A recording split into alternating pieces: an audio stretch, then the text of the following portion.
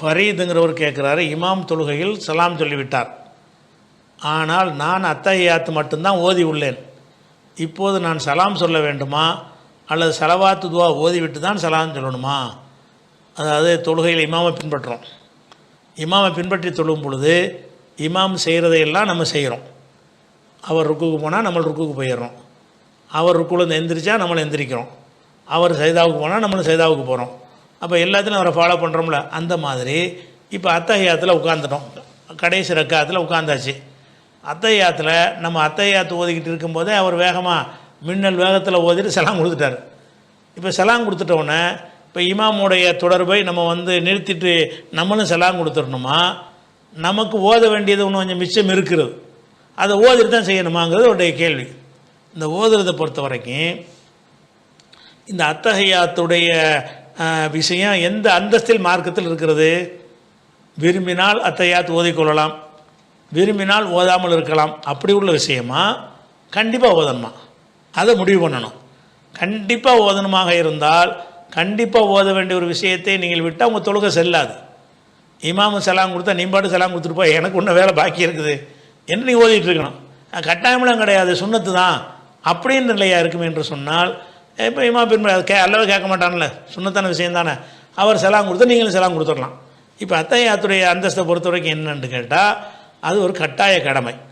எப்படி கட்டாய கடமைன்னு கேட்டால் குன்னா நகூலு கபுலா இஃபுருல் அலைன தஷஹுது.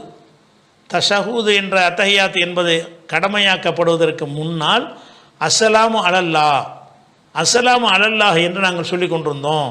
அஸ்ஸலாமு அலா ஜிப்ராயில், அஸ்ஸலாமு அலா மீகாயில் என்று சொல்லி கொண்டிருந்தோம். ரசூலுல்லாஹ் எங்களுக்கு தஷஹூதை கற்றுத் தந்தார்கள் அப்படின்ற ஒரு ஹதீஸு பைஹக்கியில் வருது. இதில் என்ன வருதுன்னு கேட்டால் தஷஹூதை ஃபர்லாக்குவதற்கு முன்னால், தஷஹூது முதல்ல ஃபர்லாக இருக்கவில்லை. அஸ்ஸலாமு அலா ஜிப்ராயில், அஸ்ஸலாமு அலா மீகாயில்னு சொல்லுவாங்க அத்தஹியாத்தில் உட்காந்துக்கிட்டு. அப்படி சொல்லிக்கிட்டு இருந்தோம். பிறகு எங்களுக்கு தஷஹூதை கற்றுத்தந்தாங்க, அதை கடமையாக ஆக்கிட்டாங்கன்னு வருது. அப்போ தஷஹூது என்பது அந்த அத்தஹியாத்தில் உள்ள விஷயத்தில் மூணு மேட்ரு இருக்குது. ஒன்று தஷஹூது, ஒன்று ரெண்டாவது சலவாத்து, மூணாவது துவா. 3 விஷயங்கள் இருக்கிறது. தஷஹூது எதுன்னு கேட்டால் அஷஹது அல்லா இலாஹ இல்லல்லாஹு வ அஷஹது அன்ன முஹம்மதன் அப்துஹு வ ரசூலுஹு, அது வரைக்கும் உள்ளது தஷஹூது. அல்லாஹும்ம ஸல்லி அலா முஹம்மதின் வ அலா ஆலி முஹம்மதின் பாரிக்கலாம் ஓதுறோம்ல, அது சலவாத்து. அதுக்கு பிறகு அல்லாஹும்ம இன்ன அஊது பிக்கன்னு ஓதுறோம்ல, அது துவா. அத்தஹியாத்துங்கிற அந்த இருப்பில் 3 ஒரே கண்டினியூவான ஒரு செயல் மாதிரி இருந்தாலும் அதில் 3 பேரில் உள்ள வணக்கங்கள் இருக்குது. ஒன்று தஷஹூது. அப்போ தஷஹூது என்னது? கம்பல்சரி. ஏன்னா தஷஹூது கடமையாவதற்கு முன்னால் நாங்கள் வேறு மாதிரி சொல்லிக்கிட்டு இருந்தோம் அப்படின்னு பைஹக்கியில் வர்ற ஹதீஸ் சரியான ஹதீஸ் தான் இது. அப்போ அத்தஹியாத்திலேருந்து ஆரம்பித்து என்ன செய்யுது? அஸ்ஸலாமு அலைனா வ அலா இபாதில்லாஹி ஸாலிஹீன் அஷ்ஹது அல்லா இலாஹ இல்லல்லாஹ் வ அஷ்ஹது அன்ன முஹம்மதன் அப்துஹு வ ரசூலுஹு வரைக்கும், இது வரைக்கும் கம்பல்சரி. இது வரைக்கும் நீங்கள் ஓதாமல் இருந்தீர்களேயானால் அதை ஓதி முடிச்சு தான் உங்களுக்கு தொழுகையை செல்லும். அப்போ இமாம் சலாம் கொடுத்தா நீங்கள் ஓதிட வேண்டியதான். சரி, இதை கடந்து வந்துட்டீங்க. இப்போ செலவாத்து ஓத, செலவாத்துக்கு என்ன அந்தஸ்து அப்படின்னு கேட்டிங்கன்னா, செலவாத்தை பொறுத்த வரைக்கும் ஹதீஸில் வருகிறது. ரசூலுல்லாஹ்ட்ட சஹா பஷீர் இப்னு சாதுங்கிறவர் கேட்குறாரு, அமரன் அல்லாஹ் அன்னு சல்லி அலைக்க அரசூலுல்லாஹ், அல்லாஹ்வுடைய தூதரை உங்கள் மீது செலவாத்து சொல்லுமாறு அல்லாஹ் எங்களுக்கு கட்டளை எடுக்கிறான். அதாவது இன்னல்லாஹு மலாயிகத்துஹு ஸல்லூன அலன் நபி யா அய்யுஹல்லதீன ஆமனூ ஸல்லூ அலைஹி, அவர் மீது செலவாத்து சொல்லுங்கள் என்று அல்லாஹ் குர்ஆனில் எங்களுக்கு கட்டளை எடுக்கிறான். கைஃபனு சல்லி அலைக்க, உங்களுக்கு நாங்கள் எப்படி செலவாத்து சொல்வது என்று அந்த சஹாபி கேட்குறார். அப்போ ரசூலுல்லாஹ் கொஞ்ச நேரம் மௌனமாக இருந்துட்டு வஹிக்கு வெயிட் பண்ணுறாங்க. அதுக்கப்புறம் என்ன செய்கிறாங்கன்னு கேட்டால் அந்த அல்லாஹும்ம ஸல்லி அலா முஹம்மதின் மோதிரம்ல அந்த செலவாத்தை கற்றுக் கொடுக்குறாங்க. இதில் இந்த சஹாபி கேட்குறாருல, என்ன கேட்குறாரு? அல்லாஹ் செலவாத்து சொல்லுமாறு எங்களுக்கு கட்டளை எடுக்கிறான், நாங்கள் எப்படி சொல்வதுன்னு கேட்குறாரு. அப்போ சல்லு அலைஹி வஸல்லிமு தஸ்லீமாங்கிற கட்டளை தொழுகையில் செலவாத்து ஓதுவதைத்தான் சொல்கிறது. அப்படி தான் அந்த சஹாபி விளங்கிட்டு கேட்குறாரு. ரசூலுல்லாஹ் அந்த விளக்கத்தை அக்செப்ட் பண்ணிக்கிட்டாங்க. எப்படிலாம் கிடையாதுப்பா, அது இதுக்கு கட்டளை இடலையே, தொழுகைக்கு உள்ள விஷயம் இல்லையேன்னு ரசூலுல்லாஹ் சொல்லலை. அவர் எப்படி ரசூலுல்லாஹ்ட்ட பேசுகிறாரு? அமரன் அல்லாஹ், அல்லாஹ் எங்களுக்கு கட்டளையிட்டிருக்கிறான். அன்னு சல்லி அலைக்க, உங்கள் மீது செலவாத்து சொல்லுமாறு அல்லாஹ் எங்களுக்கு கட்டளையிட்டிருக்கிறான். இப்போ கைஃபனு சொல்லி அலைக்கு எப்படி செலவாத்து சொல்கிறேன்னு கேட்குறாரு. அப்போ கட்டளையிட்டு இருக்கான்னு வருதுல, அந்த கட்டளை வந்து இன்னல்லாஹு மலாயிகத்துங்கிற கட்டளை எதுக்கு உள்ளதுன்னு கேட்டால் தொழுகைக்கு உள்ளது தான். மற்ற நேரத்துலையும் செலவாத்து ஓதுவது விரும்பத்தக்கதில் வந்துடும். தொழுகைக்குள்ளே ஓதுவது வந்து அல்லாஹ் கட்டளையிட்டு இருக்கான்னு வர்றதுனால அத்தையாத்தில் வந்து செலவாத்து ஓதுறது வந்து கட்டாயம், அல்லாஹ் கட்டளையிட்ட ஒரு விஷயம் என்று வரும்பொழுது அந்த அல்லாஹும்ம ஸல்லி அலா முஹம்மதும் அல்லாஹும்ம பாரிக் அலா முஹம்மது 2 ஜோடியாக வரும்ல, அது வரைக்கும் ஓதுறதும் கடமை தான். அப்போ அதை நீங்கள் முடிக்காமல் இருந்தீங்கன்னு சொன்னால் இமாமு சலாம் கொடுத்தாலும் நீங்கள் ஓதிட்டு தான் இல்லாட்டி இந்த கடமையை விட்டுட்டீங்கன்னு வரும். கடமையை விட்டால் தொழுகை இல்லைன்னு அர்த்தமாயிரும். அப்போ அத்தஹியாத்தில் தஷஹுது வரைக்கும் ஓதுறதும் கடமை, செலவாத்து ஓதுறதும் கடமை அப்படிங்கிற ஒரு விஷயம் வந்து ஹாக்கிமில் வரக்கூடிய இந்த ஹதீஸில் வருகிறது. அதுக்கடுத்தது வந்து அதுக்கடுத்து என்னென்னா அல்லாட்ட பாதுகாப்பு தர்ற விஷயங்கள்.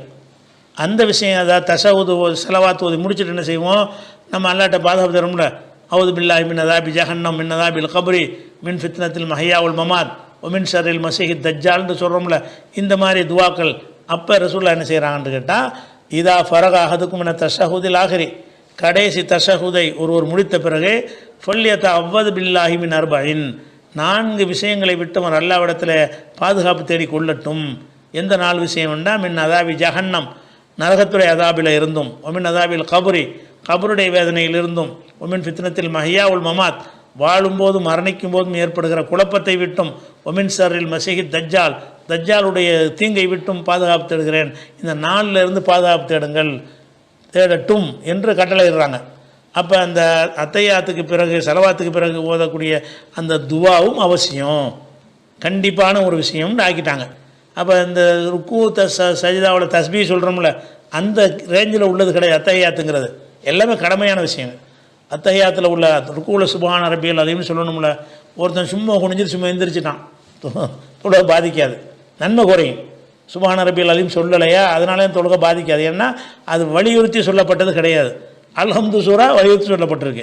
அதே மாதிரி அத்தஹியாத்தில் உள்ள 3 வலியுறுத்தப்பட்டிருக்கு. அத்தஹியாத்தில் 3 பாட்டு இருக்கிறது. தஷஹுதும் வலியுறுத்தப்பட்டிருக்கிறது, கடமையாக்கப்பட்டிருக்கிறது. செலவாத்தும் கடமையாக்கப்பட்டிருக்கிறது. 4 விஷயங்களை விட்டு பாதுகாப்பு தேடுவதும் கடமையாக்கப்பட்டிருக்கிறது. அப்போ இந்த 3மே கட்டாய கடமையாக இருக்கிற காரணத்தினால இமாமு வந்து நம்ம அதில் எந்த இடத்துல நின்றாலும் நம்ம சலாம் கொடுத்தாரே, ஆனால் அவரை கண்டுக்கிறார். அவர் வேலை முடிஞ்சிருச்சுல, இனிமேல் இமாம் ஃபாலோ பண்ணுறதுக்கு என்ன இருக்குது. இப்போ உதாரணமாக வந்து ஒருத்தர் லேட்டாக வந்தார்னு வைங்க, லேட்டாக வந்தவர் இமாமை பின்பற்றாரு, 2வது 3வது ரக்காத்தில் வர பின்பற்றாரு. எது வரைக்கும் பின்பற்றுவார், இருப்பில் உட்கார வரைக்கும் பின்பற்றிடுவார். சலாம் கொடுத்தோன்னு பின்பற்றுவாரா, அவருக்கு மிச்சம் உள்ள கடமையை செய்வதற்கு எந்திரிச்சிடுவார்ல, அதுக்கு முன்னாடி பின்பற்ற தான் செஞ்சார். நம்ம லேட்டாக வந்தாலும் அவர் குனியும் போது நம்மளும் குனிகிறோம், அவர் உட்காந்து நம்மளும் தான் உட்காரோம். அதே நேரத்தில் எது வரைக்கும் இந்த பின்பற்றுதல் இருக்கும், சலாம் கொடுக்குற வரைக்கும் தான் இருக்கும். சலாம் கொடுத்துட்டாருன்னு சொன்னால் இவர் என்ன நினைக்கணும், எனக்கு இன்னும் மிச்சம் இருக்கடா, உனக்கு முடிஞ்சு போச்சு, நீ செஞ்சுட்டு போ, எனக்கு மிச்சம் உள்ள கடமை நிறைய இருக்குது, அதனை செய்வேன்னு எந்திரிச்சு அடுத்த ரக்காத்துல ஆரம்பிக்கிறார்ல, அதே மாதிரி தான். அதனால் அத்தஹியாத்தில் இருக்கும் பொழுது இமாம் வந்து அவர் முன்னாடி பாதியிலே சலாம் கொடுத்துட்டாரே, ஆனால் நீங்கள் அதை கண்டுக்கிறவே தேவையில்லை. நீ முழுசாக 3 தஷஹுதையும் ஓதிவிட்டு செலவாத்தையும் ஓதிவிட்டு அந்த துவாவையும் ஓதி முடிச்சுட்டு சலாம் கொடுக்கணும். அதுதான் சரியான முறை.